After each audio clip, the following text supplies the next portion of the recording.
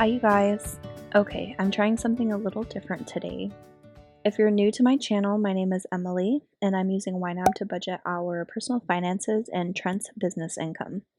Trent and I are both 28. We are married and have 3 little kiddos. They are 3, 1, and newborn.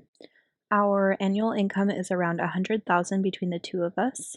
I am a W-2 employee and gross about $85,000, and Trent is an independent contractor who should make a minimum of $15,000 this year, with the potential to get up to $20,000, maybe $25,000.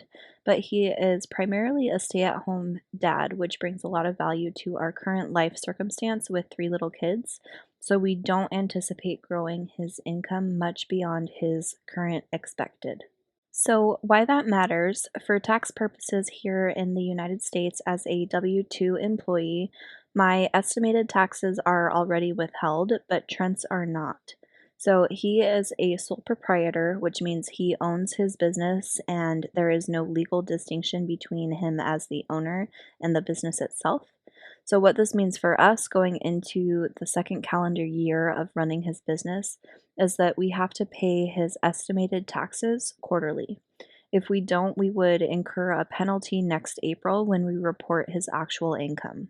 So in trying to figure out how to calculate his quarterly taxes, I decided to dip my toes into utilizing Profit First cash management, which ties in beautifully with the software I already use for our personal finances called YNAB. If this is the first you're hearing of Profit First, a very quick overview is that it is a cash basis system of accounting, which means we only count income as we receive it. The alternative being accrual basis, which focuses on anticipated income. If you're at all familiar with YNAB, you might have just had a light bulb moment because that is the same concept that makes YNAB so special. We only budget with the money we actually have, not what we expect to receive. And therein lies the reason why Profit First works so well with YNAB. So jumping right in, I set up this new budget within YNAB and we actually opened a new bank account separate from any personal accounts we have that all income and outgo are going to flow through for Trent's business from now on. So this is going to very accurately reflect what's actually going on in our business account. The idea of Profit First is based on the idea that work expands to fill the time available for its completion. So if you have 2 weeks to write a book report, you'll take 2 weeks to write the report. If your boss gives you $1,000 to plan a company dinner, you would spend the whole $1,000. So in your business, if you essentially pay your business first by setting funds aside as business profit, and then figure out your operating expenses, your payroll, your taxes, and so on, you'll only find your business needing to spend what you have available after profit. So assuming your business is generating income, this basically ensures that you'll turn a profit. You're not going to run in the red. Your business is not going to cost you money. It's going to make you money, which is the goal. Back to our budget here. The first thing I want to bring your attention to is this $400 every other week. We set a goal to be able to bring $400 of compensation into our personal budget from the business every other week. That's on the conservative end of what we expect Trent to be making and will allow us to regulate Trent's variable income a little bit by budgeting ahead when he has big paychecks to cover the deficiency when he has small paychecks. That means he will eventually be able to take time off without it affecting his income, sort of how I can take PTO, paid time off, when I need time off work. Now, obviously, $400 a paycheck isn't a lot. It's not much to depend on, but this is laying the groundwork for when Trent does decide to grow his business. When the kids start school in a couple of years, or if we decide to put them in daycare so Trent can have more time for his business, he would be able to take on more contracts and potentially increase this pay to a full-time salary. Okay, so next cool thing about this Profit First idea is that it allows us to take a quarterly bonus that will be mostly dependent on how much Trent made that quarter. This serves as an incentive to work more, pick up more jobs, or otherwise increase the income stream. You can see his bonus for quarter one was $42.50, which is pretty small, both because we just started this new accounting method and we were out of town for 7 weeks in quarter one, so Trent wasn't able to work or earn an income while we were gone. Also, if we go back to February, where there was zero income earned, you can see I actually moved money out of profit into this operating expense because that expense has to keep rolling regardless of the income because we have to file our taxes at the end of the year. That's a true expense. I could have left the profit there and increased our operating expense savings in subsequent months instead, but since this was a singular extenuating circumstance, I don't want it to affect our percentages, so we decided to just lower the profit for Q1 instead. Going forward, the need to make that kind of decision should be eliminated because we'll have reserve funds building up to cover that situation. Plus, the ultimate goal here and the most exciting part is that we will start to get budgeted ahead. In Q2, we will be putting 10% of all income into this profit savings category. That percentage is a number I came up with based on what I know our operating expenses to be, what I estimate our tax obligation will be, and how much I wanted our regular income to be. I might need to adjust these percentages if I find something isn't running effectively as we get further into the year, but those percentages look right based on the knowledge I have right now. So back to the quarterly bonus. At the end of each quarter, we'll take half of whatever is sitting in this profit category and give it to Trent as a bonus for all the hard work he's putting into running his business.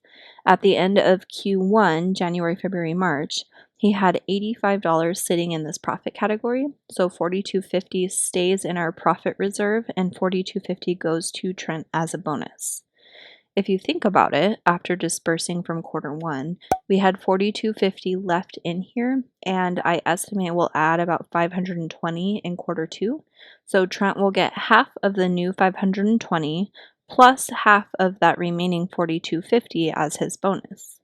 Then in Q3, if we add another $520, let's say, he'll get half of that new $520 plus half of the remaining $280 that was left over from Q1 and Q2.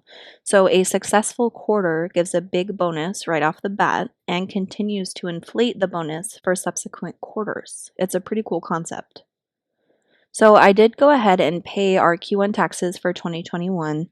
There was an extension for filing 2020 taxes, but the estimated tax for this year, 2021, was still due April 15. So I went ahead and made our payment on the IRS portal. So that's what you're seeing here. You can see I still have our tax savings for 2020 sitting here. I haven't filed yet, but I will be filing very soon, and I'll be sure to update you guys on what that ended up coming out to. Okay, I think that covers just about everything explaining how this is going to work. Now we can actually see it in action. So Trent got paid $200 for his work last weekend. That's sitting up here in to be budgeted. I'm going to utilize this top section to figure out how much of that $200 I want going to each component of profit, taxes, owner compensation, and operating expenses. And then we can actually budget it out from there. So this section here serves as basically my calculator. So we'll take 200 times 0.1, 200 times 0.2, 200 times 0.65, and 200 times 0.05. From there, I can budget my profit percentage into profit savings, my tax percentage into tax savings, my owner's compensation into that category that I'm about to pay myself from, and then we have to figure out our operating expenses. So I'll move this $10 into to be budgeted, and then let's talk about this. So right now we definitely need to cover our tax filing obligation because that is a guaranteed expense that will hit when we get ready to file our tax return for this year. So we don't have enough money to completely fund this expense for April yet, but this is just our first paycheck in April, so we'll keep funding it as we get more income. Our other operating expense I have in here and that he just started using is for a mileage tracking app that will log his mileage for work. But the free version of this tool might be sufficient for what we need with his current volume of driving. So I'm not actually going to fund this unless we determine he needs the paid version. And in that case, I'll just move money from the miscellaneous reserve fund and then start funding it going forward. I think 5% of our income to operating expenses will be about $40 to $50 a month on average. So we should be able to fund our tax service fee and build up a little bit of reserve if other expenses surface throughout the year. Based on last year, there was really no other operating expenses. His clients provide the equipment and supplies he needs to clean at their expense. So I kept this section really small out the gate, and if at any time that changes, we'll adjust our percentages here, and we'll have reserve funds also building in this profit category that we could adjust from. So I think we're set up pretty conservatively to actually run this business and weather any bumps in the road ahead. So, this might all sound really complicated and confusing. I hope it doesn't because it's not. It's very simple and straightforward, and it's a very organized way for us to regulate Trent's income and account for all the income and outflow in his business. So, I'll go ahead and put this $10 into tax service, and then we can go into our account screen and pay ourselves. So this payday, we get to take $130 into our personal budget, and Trent will get his $42.50 into his Cash App, which is where he keeps his personal spending money. One last thing before I switch into our personal budget and budget our income this week. This $130 was the owner's comp percentage from 1 week of pay because this is the first week of me using this cash management method. I wanted Trent's paydays to fall on opposite weeks from mine. So I'm just picking up where we are, sort of like when you start a new job, payroll just picks up from your start date. Going forward, when I budget Trent's income in this budget, it will be based on 2 weeks worth of pay. And going forward, Trent is supposed to be starting a new contract 3 days a week that the guy he works with just picked up. But we don't know yet how much the contract was bid for, so we're not sure what he would get paid. If it's the same as his other sites, it'll be $100 a night, so that's what I based these percentages on, and that's how I came up with the $400 a paycheck. At least for the next few months, that will give us the opportunity to get his pay budgeted ahead. And again, if we find that there's too much money sitting in this budget, I can go through and reallocate these percentages or just increase the take home to move more money out of this category if everything else is running smoothly. So switching into our personal budget, I already paid Trent his bonus into his personal spending money, so we just need to budget out this $130.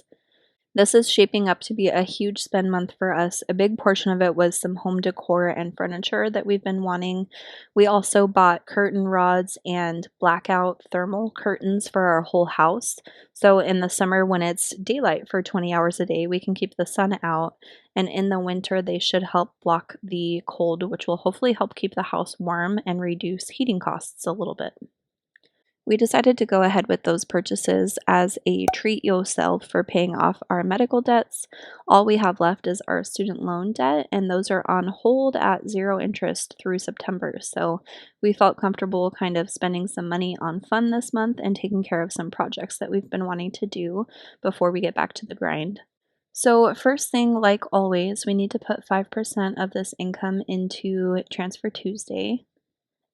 Then straight away coming down to unexpected expenses, we need to refill this back to 200.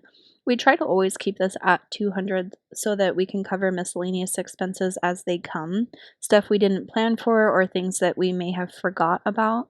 I generally try not to need this. If I find myself dipping into it a lot, it's a sign that we're either not planning well or our spending is getting out of control, so we need to rein it back a little. But needing it occasionally as part of life. No one is going to perfectly plan their expenses every month, and this gives us the flexibility to handle unexpected expenses without throwing the rest of the budget off too much. So this last $1868, I'm going to flip into May's budget and just put that in our rent category. We like to keep budgeted a month ahead, and even though I'm getting started late for May's budget, April is a 3 paycheck month for me, so we'll have May fully funded on the last day of April, and we'll still be maintaining our month ahead status, which just makes life feel so much less stressful.